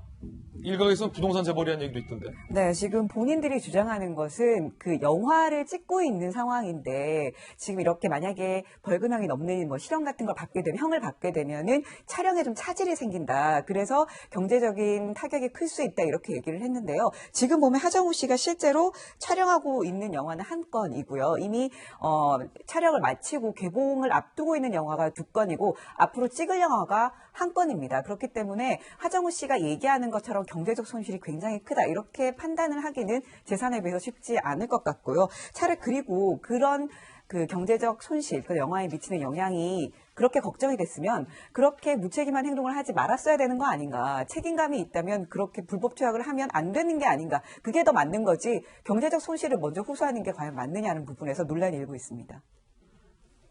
전주현님. 예. 뭐 내가 돈이 많아도 또 돈을 못 버는 것은 또 손실이라고 받아들여지는 이런 좀 그렇군요. 예, 그런 뭐 양면적인 좀 측면에서 말씀을 하신 것 같고요. 그런데 나오지는 않습니다만 이럴 가능성은 있어요. 이게 뭐 하정우 씨가 또 유명 그 배우다 보니까 여러 광고도 지금 찍고 있지 않습니까? 그래서 뭐 이런 경우에 뭐 이렇게 프로포폴은 사실은 또 간단한 그런 범죄가 아니기 때문에 그렇기 때문에 뭐 위약금 이제 광고 계약의 해지가 되고 뭐 이러한 그 이제 해당 배우의 행위로 인해 가지고 광고에 이제 손실을 끼쳤다 이렇게 하면 위약금 소송 뭐 이런 것도 또 좀 전망이 될 수도 있는 그런 상황입니다. 그래서 다시 한번 그 마약류이기 때문에 프로포폴이 간단한 범죄는 아니고 아까 법정에서도 말했다는 거는 뭐 범행 사실을 뭐 부인하는 건 아니고 이제 양형에 참작해달라 뭐 이러한 읍소 아닌가 그렇게 생각하고 있습니다. 예, 핫삼 소식 전해드렸습니다. 이번에는 긴급하게 보도해드릴 소식이 사실 있습니다. 코로나19 확진자가 사상 처음으로 일일 확진자 수가 2,000명을 넘어섰습니다. 확진자 2,000명을 넘었다. 역대 최다고요. 이 4차 유행이 지금까지 들이닥쳤던 코로나 위기 중에 가장 심각한 상황이다라는 것을 시사합니다. 문재인 대통령은 짧고 굵게라며 최고 수준의 사회적 거리 두기 방역 대책을 국민들에게 양해를 구했는데 이게 통하지 않고 있다라는 반증이기도 해서 상당히 우려스러운 뉴스입니다. 함께 보시죠. 2,000명을 넘은 것뿐만 아니라 2,223명이에요. 2,223명. 지금까지 2,000명을 넘었던 적은 없습니다. 대한민국에서. 그런데 2,223명이라는 이 숫자 우리 국민들은 굉장히 우려스럽게 바라보고 있습니다. 지난해 1월 20일 국내 첫 확진자 발생 이후 568일 만에 2,000명대 최다 기록이고요. 그냥 2,000명을 넘는 수준이 아닙니다. 국내 최근 1주간 델타 변이가 73.1%다. 변이 바이러스가 상당수 많은 비중을 차지하고 있다는 것 또한 우려스럽습니다. 왜냐하면 지금까지 세워진 정부의 방역 대책의 근간은 변이 바이러스를 기준으로 세워진 정책이 아니기 때문입니다. 한번 2,000명을 넘어서면 하루 4,000, 6,000명 확진 상황도 배제하기 어렵다는 전문가의 우려스러운 전망도 현재 나오고 있는 그런 상황입니다.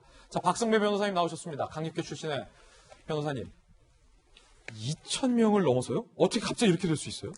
우리나라에서 코로나19 신규 확진자가 처음으로 2,000명대를 기록했습니다. 특히나 최근 1주간 8월 1일부터 7일까지 델타 변이 검출률이 73.1%에 이르고 있습니다. 델타 변이가 이른바 4차 유행을 주도하는 형국입니다. 특히나 돌파 감염 추정 사례도 5일 기준으로 1,540건에 이르고 있는데 어느 모로 보나 안심할 수 없는 상황입니다. 그렇지만 델타 변이에 가장 효과적이라고 알려진 이 모더나 백신 8월 공급 예정 물량이 당초 850만 회분에서 295만 회분으로 줄어들어 이 델타 변이를 향한 무기는 오히려 갖추지 못하는 형국이 지속되고 있습니다. 2,000명대를 넘어서서 그 이상의 확진자가 나올 가능성 배제하기 어려운 상황입니다. 문재인 대통령은 짧고 굵게를 강조했습니다. 그런데 이 코로나 위기 상황마다 대통령이 낙관적인 발언이 있었다라는 비판적인 보도도 오늘 많습니다. 들어보시죠. 드디어 백신과 치료제로 긴 터널의 끝이 보입니다. 방역 관련 질문하실 분만 테마를 들어주시기 바랍니다. 방역은 너무 잘하니까 별로 질문이 없으신가요? 코로나와의 전쟁에서 끝이 보이기 시작했습니다. 우리들이 4단계 시행에 들어갔습니다. 짧고 굵게 상황을 조기에 타개하기 위한 것입니다. 짧고 굵게 끝내도록 전력을 다하겠습니다.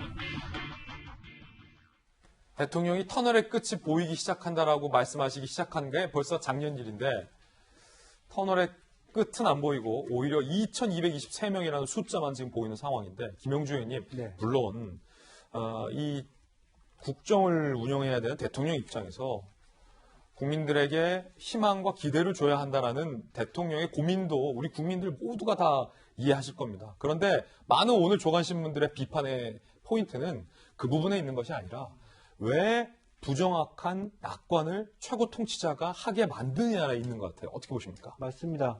기본적으로 보면 정정질병청장도 2,000명 넘을 수 있다는 얘기를 일치감치 거의 한 달 전부터 해왔던 부분이고, 근데 이제 핵심적인 것은 그렇죠. 보건부 장관이나 또 김호란 방역기획관 자체가 조금 더 전 세계적인 흐름이나 시뮬레이션을 통해서 대통령께 보고 드릴 때 누군가 보고를 해서 정리해서 대통령이 저런 말씀하시지 않겠습니까?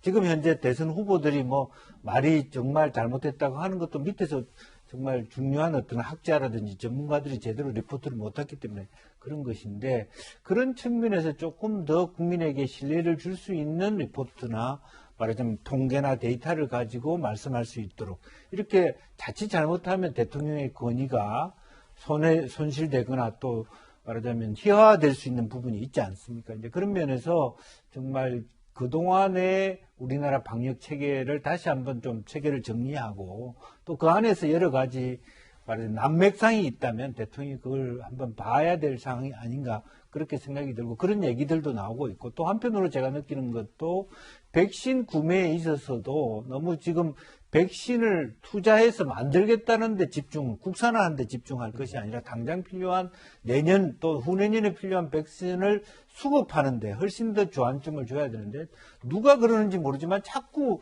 백신 치료제 개발하고 백신 우리나라 만드는데 개발하는데, 실제로 백신 전문가들 얘기해 보면 공장을 만들어진다고 백신이 뚝딱 나오지 않습니다. 일정한 양, 일정한 질이 전체적인 WHO의 승인을 받을 때까지 상당히 많은 시간이 걸려요.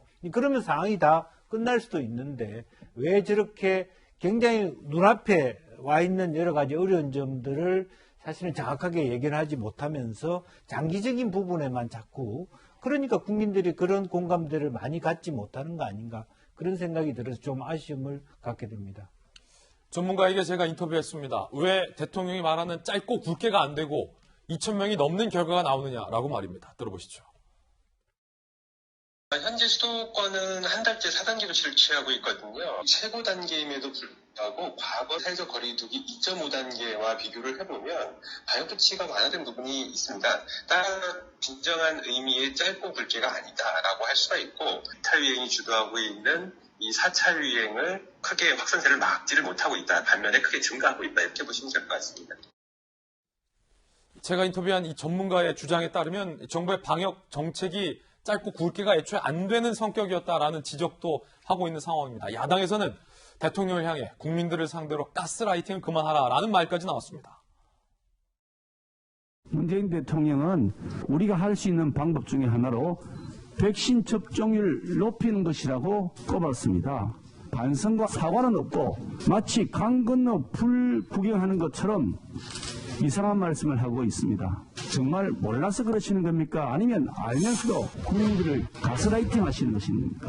문재인 대통령은 뜬금없는 소리 제발 이제 그만하시고 백신 확보 실패 이제라도 국민 앞에 정중하게 사죄하시고. 자, 그 가운데 야당에서는 청와대 대변인 출신의 고민정 의원의 현수막도 비판이 나왔는데 어떤 내용일까요? 함께 보시죠. 고민정 의원이 지난해 본인의 지역구에 코로나19 백신 4,400만 명 접종 물량 확보라고 크게 현수막을 걸었다라는 건데요. 국민의힘에서 대변인이 이렇게 비판합니다. 문재인 정부는 몇 번째 거짓말을 하는 것이냐. 국민 현혹했던 고 의원의 현수막이 다시금 생각난다. 고 의원님, 확보하신 백신 물량은 어느 곳간에 쌓아두셨냐라고 비판했다는 건데, 자, 박수윤 기자, 팩트체크 좀 해보죠.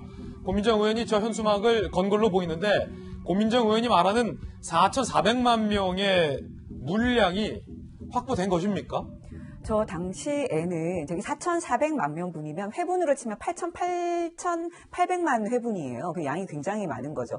저게 이제 작년 12월에 걸린 현수막이니까 저 당시만 해도 굉장한 논란이 있었습니다. 왜냐하면 당시에 정은경 질병관리청장이 확보한 물량은 3,600만 명분, 그러니까 7,200만 회분 정도가 확보가 됐다. 나머지는 더 확보하기 위해서 노력을 하고 있다라고 밝힌 상황이었는데 현수막이 저렇게 먼저 더 많은 양이 내걸린 거죠. 그래서 야당이 비판을 하니까 이 민정 당시에는 이제 전 대변인이었죠. 전 대변인이 언론에서 그렇게 얘기하고 있는 걸 적은 거다. 그리고 곧 확보할 거기 때문에 허위 사실이 아니다. 이렇게 얘기를 했거든요.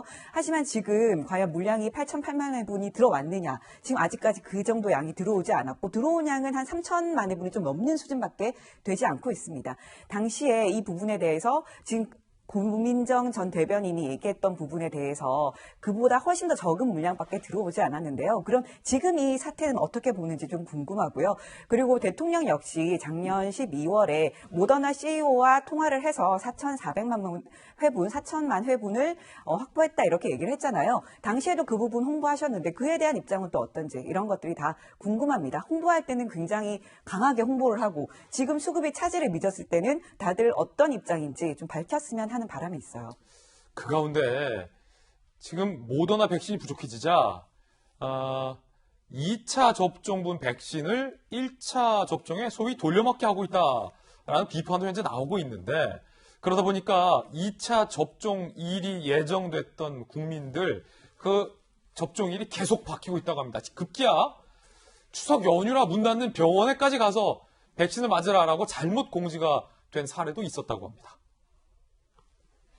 병원 문 닫는 추석에 접종하라. 국민들은 분통. 조선일보 보도에 따르면 2차 접종 일정을 연기함에 따라서 대혼란이 지금 벌어지고 있고 2차 접종 일정이 보통 2주 늦춰진 사람이 총 2,500만 명이 넘습니다. 문제는 서울의 한 예방접종센터 6주면 추석 연휴 시기와 겹친다는 문의도 있는데 추석에 근무를 하는 사람이 있는지 아직 잘 모르겠다라고 말하고 있는 만큼 추석 연휴 기간에 가서 접종 맞으라 라고 그냥 물리적으로 2주 연장을 해서 통보를 했다라는 사례도 나왔다는 겁니다. 강남구의 한 내과, 병견 예약자들 문의 전화 비판. 추석에 병원 문 열기, 병원. 문 닫을 건데요? 정부나 지자체로부터 안내받은 것은 없어서 당혹. 그러자 2차 접종 일정이 수차례 변경되는 일까지 직장인 고모 씨의 사례가 다음날 오전 9월 23일로 또 변경이 됐다라는 겁니다. 시민들의 이야기 한번 들어보시죠. 뉴스를 보고서 저도 혹시 밀렸나 해서 확인해서 제가 해봤는데 무려 7주가 밀려있더라고요. 밀렸는데도 아직까지도 연락이 없다는 게 정말 좀 화가 나고 솔직히 7주면은 생세가 생길지도 잘 모르겠고 6주라고 공지를 하던데 저는 이제 무려 7주가 밀렸는데 이거는 공지랑도 심지어 다른 거잖아요. 일단 제 일정에 문제가 생겨서 국민으로서 화가 나고 어이없는 상황입니다. 박성현 변호사님, 이건 정말 어이없는 상황인데 추석 연휴를 계산 못한 것 같아요, 정부에서. 백신이 부족하니까 일단은 다 2주로 뒤로 밀어놨는데 추석 연휴가 걸려서 병원 문이 닫는다라는 논란이 제기되니까 그러면 한 주 더 연장을 했더니 정부가 밝혔던 6주로 하겠다 해서 벗어나니까 다시 또 변경을 하고 몇 번을 변경해야 되는 겁니까? 이 전반적인 조정 과정을 밟고 있는 것 같습니다. 일괄적으로 2주 연기를 했다가 구체적인 상황을 고려하지 않은 사실을 인지하고 조정하고 또다시 접종 효과를 고려해 조정하는 이 전반적인 조정 과정을 밟고 있는 것으로 보이는데요. 백신 효과가 발생할 수 있을까? 6주 간격 가능할까라는 의문들도 제기되고 있습니다. 미국 질병통제예방센터는 모더나의 경우에는 4주 간격, 화이자의 경우에는 3주 간격으로 접종하라고 권고하고 있습니다. 이 세계보건기구도 모더나의 경우에는 4에서 6주, 화이자의 경우에는 3에서 4주 간격으로 접종하라고 권고하고 있는데 이 접종 간격이 6주로 늘어나게 될 경우 백신 효과가 있을까? 이 전문가들은 안전성에는 별 문제가 없지만 백신 효과는 떨어질 수 있다고 우려하고 있습니다. 다만 백신 효과가 떨어진다는 객관적인 연구 결과가 나와 있지는 않습니다. 그렇지만 이 델타 변이가 우리나라에서 4차 유행을 주도하는 상황에서 접종 간격이 벌어지면 그만큼 감염 위험이 높아진다는 사실은 자명합니다. 더군다나 백신 효과는 둘째치고 이제나 저제나 백신을 맞을 수 있을까 고대하던 시민들 접종 일정이 자꾸 늦춰지다 보니까 과연 내가 접종을 받을 수는 있을까 우려하는 목소리가 상당히 커지고 있습니다. 박소영 기자, 이거 어떻게 된 겁니까? 좀 원인 규명 좀 해보죠. 6주로 연장하겠다, 4주 간격을 했는데 아까 시민 인터뷰에는 7주, 8주 이렇게 연장된 분도 있잖아요. 이거 어떻게 된 겁니까? 네, 이게 이제 질병관리청 같은 경우에는 의도하지 않았다. 이게 연기되는 과정에서 생긴 시스템 오류다. 우리가 수정을 하겠다. 지금 이렇게 얘기를 하고 있어요. 그러다 보니까 국민들은 그러면 처음에 4주로 배정을 받았다가 그러면 또 갑자기 7주로 배정을 받았다가 그럼 다시 또 수정하면 6주로 되고 근데 그 6주가 만약에 추석이다 이러면 또 바뀌는 거잖아요. 그러니까 심지어 4번 이렇게까지 바뀔 수 있는 상황이 지금 생기는 거죠. 그러면 그냥 추석이 잘못한 거네요. 왜 하필 추석이 거기 있어? 그러게 말입니다. 이 추석뿐만 아니라 광복절, 이런 달도 지금 겹쳐있기 때문에 계속 지금 혼선이 생기고 있는데요. 문제는 이뿐만이 아니고 배정을 받은 병원도 지금 그런 부분이 전혀 조율이 되지 않고 지금 추석이나 그런 것들이 다 배정을 받아서 자기들도 지금 어떻게 해야 될지 추석 연휴에 쉴 수는 있는 건지 너무 궁금한 상황인데 이걸 딱히 물어볼 것도 없는 거예요. 그 질병청에 전화를 하면 계속 통화 중이니까 어떻게 해야 될지 모르겠다. 그뿐만이 아니고 질병청에서 입장을 물어보면 질병청은 조율하겠다. 이렇게 말만 하고 있으니까 지금 당장 어떻게 해야 할지 혼선만 가중되고 있는 상황인 거죠. 전문가에게 또 물어봤습니다. 조간신문에 4,000명까지 확진자가 나올 수 있다라는 우려도 제기됐는데 어디까지 상황이 심각해질 수 있을지에 대한 질문입니다. 일단 현재 2,000명 수준에 도달을 했는데 4,000명 더블링되는 순간은 그렇게 오래 걸리지 않을 수도 있다 이렇게는 보고 있습니다. 최근에 문제가 되고 있는 것처럼 모더나와 같이 백신 수급에 문제가 발생을 하게 되면 아무래도 정점에 도달하는 시간이 지연될 수 있다. 그러니까 지금 4차 유행은 상당히 오래 가면서 향후에 계절적인 요인을 만나게 되면 폭증할 가능성도 있다. 이렇게는 보고. 자, 코로나 소식 전해드렸습니다. 이번엔 저희가 준비한 다음 소식입니다. 대권 관련된 소식, 대선 관련 뉴스 전해드리겠습니다. 지지율 격차 벌린 윤석열이라는 제목도 오늘 나와 있는데 일단은 윤석열 캠프에 합류한 인사들이 보도되고 있습니다. 누가 합류했는지 함께 보시죠. 윤석열 캠프 정책자문단에 이도훈 전 한반도 교섭본부장이 합류했다는 건데 이도훈 본부장은 현 정부, 문재인 정부의 북핵 외교 실무 총괄 인사로 알려져 있는 사람이에요. 정의용 외교부 장관 임명 직전에 자리에서 물러났던 그런 인물인데 윤석열 캠프에 합류했고요. 여당은 난감한 반응. A 국회 외통위 소속 중진 의원, 퇴직한 지 얼마 안 된 고위공직자가 정치권 큐, 좋아 보이지 않는다. 비판. B 국회 외통위 소속 친문 의원, 승진 전망 없으니 정치적 선택한 것. 특별히 통제하거나 갈등이 있었던 건 아니었으니 문제될 건 없다. 라는 반응도 지금 나오고 있는데 전주 의원님, 네. 이도훈 전 본부장은 얼마만큼의 존재감이었습니까? 현 정부에서? 그 문재인 그 대선 캠프 이제 당시에 이런 그 한반도 평화 프로세스 이런 이제 기획을 한 분이다 이렇게 좀 알려지고 있습니다. 굉장히 그럼 핵심 인사입니까? 그렇죠. 그렇게 볼 수 있죠. 그런데 이제 이런 분이 그리고 그 내용 중에 이제 북한의 비핵화 이런 것도 좀 있었다는 걸로 그렇게 언론 보도가 나오고 있는데요. 이제 결국은 이제 이런 분이 여권의 이런 그 평화 프로세스에 기획을 이러한 그 밑그림을 이제 또 그렸던 분이 이제 윤석열 캠프에 갔다 이제 이제 이러한 상황에 대해서 뭐 정부나 뭐 여권에서는 뭐 기분이 좋을 것 같지는 않아요. 근데 또 한 번 이걸 좀 반대로 생각하면 이제 결국은 그 이도훈 씨가 이제 짠 뭐 이러한 그 본인의 그 한반도 평화 프로세스가 결국은 실패를 했기 때문에 결국은 문정부에서 결국은 이제 실패를 했기 때문에 다시 한번 이제 본인이 좀 거기 그 부분에 있어서 조금 더 좀 그 실용화하고 또한 그 현실화할 수 있는 뭐 이런 기회를 가지고 싶어서 이제 간 거 아니냐 저는 좀 그런 생각을 하고 있습니다. 그렇군요. 자, 그런가 하면 국민의힘의 이준석 대표와 윤석열 후보 안에 삿바싸움 내지 신경전의 양상이 가중되고 있다는 전망이 많습니다. 특히 당이 추진하고자 하는 경선 준비 위해서 주도를 하는 경선 토론회에 윤석열 후보가 부참할 수도 있다라는 내용이 나오면서 주목받고 있는데 어떤 내용인지 함께 보겠습니다. 오늘 18일, 25일 국민의힘 대선 경선준비위원회가 당 예비후보 토론회를 개최하기로 했다. 그러니까 후보들 간에, 대권 주자들 간에 토론을 붙이겠다는 겁니다. 그런데 윤석열 캠프의 신지호 실장은 국민의힘 예비후보 등록 안 했는데 필참은 성립이 안 되는 얘기다. 부참할 수 있다는 걸 시사했어요. 경선 준비 측에서 참석 공식 요청 오면 내부 검토를 거쳐서 판단할 수도 있을 것이다 라고 얘기를 했습니다. 군소 후보들까지 13명이 다 나와 무슨 토론이 되겠냐. 선두 후보들을 끌어내리는 행사다 라고 당대표가 사실상 승인한 경선준비위원회의 이 작품 토론회에 대해서 굉장히 불편한 심기를 숨기지 않았고요. 이뿐만이 아닙니다. 원희룡 지사도 이 경준이를 비판했습니다. 들어보시죠.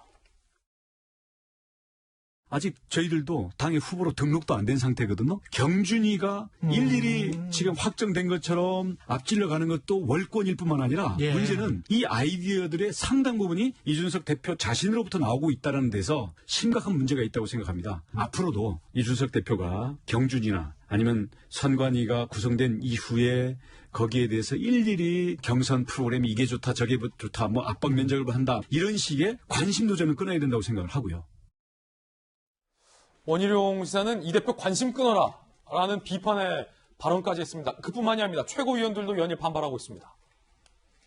김재현 최고, 월권으로 보는 분이 있다. 토론회, 아직 예비후보 등록도 안 한 주자들이 함께 토론회 하는 것 신중하게 판단해야 한다.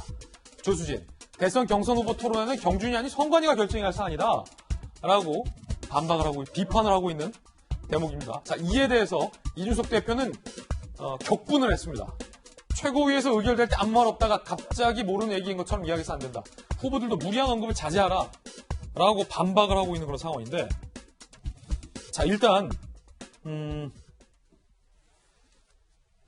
국회 반장 출신의 박수영 기자, 예비 후보를 안 한 후보들이 소위 지금 난립해 있는 상황에서 당에서 그 주자들까지 싹 다 모아서 토론을 했던 전례가 있습니까? 저는 본 적이 없는 것 같아요. 일단 말씀하신 것처럼 지금 국민의힘 후보들 같은 경우에 거론이 되는 사람들만 해도 한 13명이 되거든요.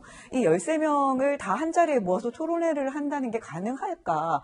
한다면 뭐 정견 발표 정도 되지 않을까요? 이건 토론이라는 것 자체가 쉽지 않은 상황인데. 그러니까 본격 경선 토론을 많은 국민들은 생각할 텐데 그게 아니라는 거죠. 그렇죠. 보통 이런 경우에는 후보로 등록한 후에 그중에서 뭐 컷오프를 해서 하거나 약간 이런 형식을 취해서 이제 국민들도 보고 좀 선택을 할 수 있게 해주고 그런 경우가 많은데 지금처럼 13명이나 되는 후보들을 아직 등록도 하지 않았는데 당 후보로 등록도 하지 않았는데 한 자리에 모으는 경우도 저는 좀 처음 보고 이런 경우는 잘 없었던 것 같고요. 그러다 보니까 후보들 사이에서도 논란이 있는 것 같습니다. 자, 그럼 원희룡뿐만 아니라 뭐 윤석열 후보도 이준석 당대표의 이 같은 드라이브에 사실상 굉장히 불편한 심기를 대놓고 표현하고 있는 상황인데 이 정도면 당대표와 대권 주자들 사이 간의 어떤 균열과 내홍이 간단치는 않아 보이는데 김영주 의원님, 이 논란과 관련해서는 어떤 의견이십니까? 글쎄요, 이게 뭐 당대표랑 기싸움을 한다라고 얘기하지만 기싸움의 차원을 떠나서 기본적으로 경선준비위원회가 선관위를 구성하고 룰 세팅을 하는 정도의 역할을 좀 명확하게 하고 그리고 난 다음에 후보가 된 다음에 예를 들어서 후보들이 너무 많으면 일정 정도 뭐 등록비를 낸다든지 이렇게 해서 조금 더 그야말로 먹튀를 줄이는.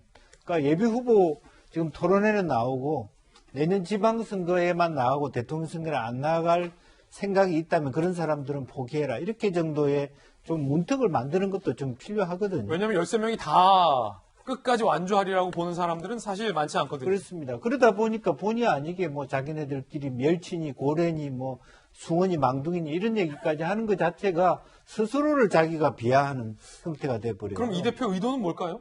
이 대표는 어쨌든 내가 중심이 돼서 이 경선을 흥행시키겠다라고 하는 어떻게 보면 과욕이 있다고 보여지는 거죠. 그래서 오히려 이런 부분은 아까 원희룡 의원 얘기한 것처럼 지사 얘기한 것처럼 오히려 빨리 경준이가 선관위를 구성하게 되고 모든 것을 당 선관위가 일임하에 당대표도 치우치지 않고 말하자면 뭐 우리 민주당에서도 이심송심 이런 얘기가 나오지 않습니까? 그래서 뭐 국민의힘에서는 유심, 이심이냐 뭐 이런 얘기를 당할 수 있는 요지가 있잖아요. 이제 그런 부분을 사전에 스스로가 피해가는 것이 현재의 방법이지. 또 예를 들면 뭐 윤석열 전 총장 측도 내가 그러면 사다리 타기 하자 이렇게 얘기할 수도 있는 거죠. 나는 부전성으로 올라가고 웃자면 네. 그렇게 너무 많은 그야말로 고래가 멸치하고 같이 수영대회 한다는 게 말이 되냐 이런 얘기할 수 있는 부분이기 때문에 사전에 그런 것을 조금 당의 규율과 원칙으로 이 문제를 정리하는 게 맞다 그렇게 보여집니다. 이준석 대표의 과욕이다라는 부분은 김영주 의원님의 어떤 개인적인 견해라는 것 말씀드리겠습니다. 자, 그런가 하면 최재형 전 감사원장과 청와대가 부친 문제를 두고 신경전을 벌이고 있습니다. 자, 일단은 오마이뉴스가 최재형 전 감사원장의 할아버지에 대해서 친일 의혹을 제기합니다. 만주 해림 가서 조선 거류민단 단장을 역임한 최재형 전 감사원장 조부가 친일파다. 이거는 일제가 조선인을 관리하기 위해 만든 조직이다라는 보도가 있었죠. 그러자 최재형 캠프 특정 직위 가졌다고 해서 친일로 정의낼 수 없다. 그런 식이라면 함경남도 흥암에서 농업 개장한 문 대통령 아버지도 친일파 논란에서 벗어날 수 없다라고 비판을 한 겁니다. 청와대 심각한 유감이다라고 이례적인 입장까지 냈습니다. 박경미 대변인입니다. 심각한 유감을 표합니다. 최 후보 측이 본인의 논란을 해명하면서 대통령을 끌어들인 것은 대선 후보로서 매우 부적절한 처신임을 명심하기 바랍니다. 참고로 대통령의 부친은 1920년생으로 해방 당시 만 24세였습니다. 박성훈 변호사님, 네. 언제까지 친일론쟁인 겁니까? 최재형 캠프 측의 발언은 딱히 문 대통령의 가족이 친일파라는 취지는 아닌 것으로 보입니다. 이 특정 직위를 가졌다고 친일파로 매도하는 것은 적절하지 않다는 해명을 하는 과정에서 그런 식이라면 친일파의 범위는 상당히 늘어날 수밖에 없다는 취지의 언급을 한 것으로 보이는데 어찌됐든 문 대통령 자체를 언급한 데 대해서 청와대는 상당히 불쾌감을 표시한 것 같습니다. 이 문제는 최재형 캠프 측이 나름의 해명을 더 해나가면 원만하게 해결할 문제로 보이고 더 갈등을 불러일으킬 만한 사안은 아닌 것으로 보입니다. 예, 전주현님. 네. 저는 이제 어제 이제 박경미 대변인이 즉각적인 성명을 내지 않았습니까? 그런데 어제 그 즉각적인 성명을 낼 것은 저런 이제 대통령의 아버지의 친일 행적이냐 아니냐 이런 게 아니라 오히려 그 모더나 백신이 결국 제대로 안 들어오고 지금 2,000명까지 되고 있는 상황에서 오히려 지금 청와대가 오히려 그 부분에 대해서 저는 사과를 해야 된다고 생각을 해요. 그 몇 달 전에 그 호주 같은 경우도 이제 백신 접종이 오히려 예정보다 오히려 늦어지고 백신 접종률이 떨어지니까 호주 총리까지 나서서 국민들에게 사과를 했거든요. 그래서 지금 이 시점이 지금 대통령의 그런 개인적인 걸 가지고 지금 이렇게 즉각적인 반응을 보일 때가 아니라 오히려 진짜 계속 늦어지고 있는 이런 백신 수급 물량 그 확보에 대한 그러한 사과 또한 계획 수정 그리고 내년에 백신 확보는 지금 전혀 계약이 진행된 바가 없다는 거 아니겠습니까? 그래서 이 부분에 있어서 오히려 청와대가 입장을 좀 내는 것이 오히려 맞다고 생각합니다. 자, 전주현 의원님의 의견까지 들어봤고요. 이번엔 여당의 대선 경선 상황인데 협박 괴문서까지 나왔습니다. 함께 보시죠. 자, 일단 박소영 기자, 이게 뭡니까? 윤영찬 의원이 지금 공개했다는 건데 뭡니까 이게? 윤영찬 의원이 메일을 받은 거예요. 메일을 받은 게 바로 이런 이메일 발신자가 이재명 지사님 당선을 위한 광주 1위들. 이라는 이름의 그런 사람 발신자로 추정되는 사람이 협박서 이메일을 보냈다는 겁니다. 이메일 내용이 이번 선거는 이재명 지사님께서 되실 거고 사석에서 수차례 말씀하신 것처럼 문재인과 그 주변 모두를 감옥에 보내실 거다. 그러면서 이런 말을 합니다. 이 지사님을 돕지 않으면 윤 의원님 가족은 물론 의원실 여성 직원들 집과 동선 파악해놨으니 납치에 능욕할 거다라고 협박을 한 겁니다. 그래서 납치해서 능욕하겠다 여성을요? 네, 그렇습니다. 그래서 윤 의원이 이 메일 발신자를 협박 등의 혐의로 경찰에 고소를 한 겁니다. 아니, 일단 박소영 기자, 그럼 이재명 후보의 지지자는 맞습니까? 그 메일을 보낸 사람이? 일단 발신자는 그렇게 밝히고 있죠. 발신자 명을 보면. 하지만 이재명 지사 측에서는 이 부분에 대해서 그렇게 단정 짓지 마라. 이거는 수사를 통해서 가려야 된다. 어느 쪽 지지자인지 아직 확인되지 않았다. 이렇게 얘기를 하고 있습니다. 자, 강력경사 출신의 박성매 변호사께서는 어떻게 보십니까, 이 문제? 일단은 압수수색 영장을 발부받아 경찰이 IP 추적을 한다면 이메일 발신자 자체는 쉽게 찾을 수 있습니다. 예. 이메일은 이메일 제공 업체를 통해 발송하기 때문에 공용 IP를 수반합니다. IP 추적을 통해 손쉽게 찾을 수는 있는데 자신의 신분을 손쉽게 노출시키는 이메일을 이용한다 선뜻 이해는 되지 않습니다. 이메일이 해킹되었을 가능성도 남아있기 때문에 이때는 IP 추적을 통해 해킹범을 찾아내는 과정에서 시간이 상당히 걸릴 가능성도 있어 보입니다. 자, 그런가 하면 송영길 당대표가 이상민 의원 등에게 이른바 장애 비하 등의 문자 폭탄이 간 것, 특히 이재명 후보의 지사직을 내려놔야 한다라는 이상민 의원의 이 발언으로 인한 문자 폭탄들에 대해서 송영길 당대표가 이렇게 표현을 했습니다. 배설물처럼 쏟아내는 그런 말들을 아예 그냥 무시해야 된다고 보여지고요. 각 정치인들은 단호하게 반대 의사를 표시하고 하지 말도록 자신을 돕는 것이 아니다라고 저는 해야 된다고 봅니다. 저한테도 하도 많이 메시지 폭탄이 와가지고 얼음 속에다가 핸드폰을 넣어놓을 때가 많이 있습니다. 배설물. 김영주 의원이 한 조간신문에서는 문재인 대통령이 양념이라고 했었던 걸 송영길 대표가 배설물로 표현했다라고까지 썼던데 직접적인 비교는 뭐 타당하진 않을 것 같고요. 네. 비교하자면 뭐 그렇다라는 취지로 보이는데 어떻게 그러니까 보십니까? 대선 시기나 또 선거 시기에는 굉장히 과열되기 때문에 예. 어느 정도 수준 있게 서로 간에 네거티브 공방을 하는 것은 양념이 될 수 있겠죠.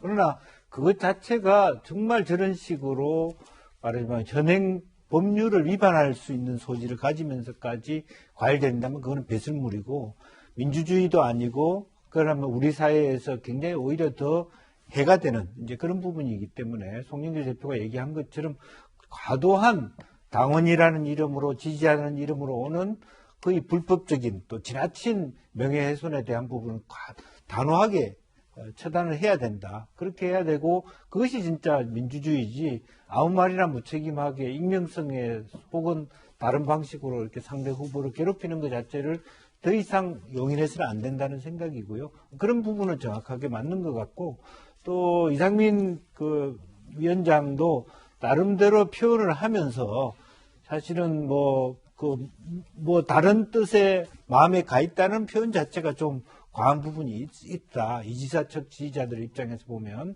이제 그런 측면들도 서로 간에 입장을 잘 고려해서 입장에 따른 발언을 해야 될 것 같습니다. 자, 여기에서 차기 대선 후보 양자 대결 여론조사 결과 발표됐는데 한 대목 보겠습니다. 자, 윤석열 41.7, 이재명 36.3에서 윤석열 42.1, 이낙연 34.1. 지금 양자 대결 결과고요. 윤석열과 이재명, 그리고 윤석열과 이낙연 이렇게 선수를 바꿨을 때의 수치를 보고 있고요. 오차범위 내에 결과이기 때문에 통계적으로는 큰 의미를 두지 않는 것이 좋을 것 같습니다. 오늘 저희가 준비한 소식 모두 다 전해드렸습니다. 저희들은 내일 아침 8시 50분에 더욱더 풍성한 소식 들고 인사드리겠습니다.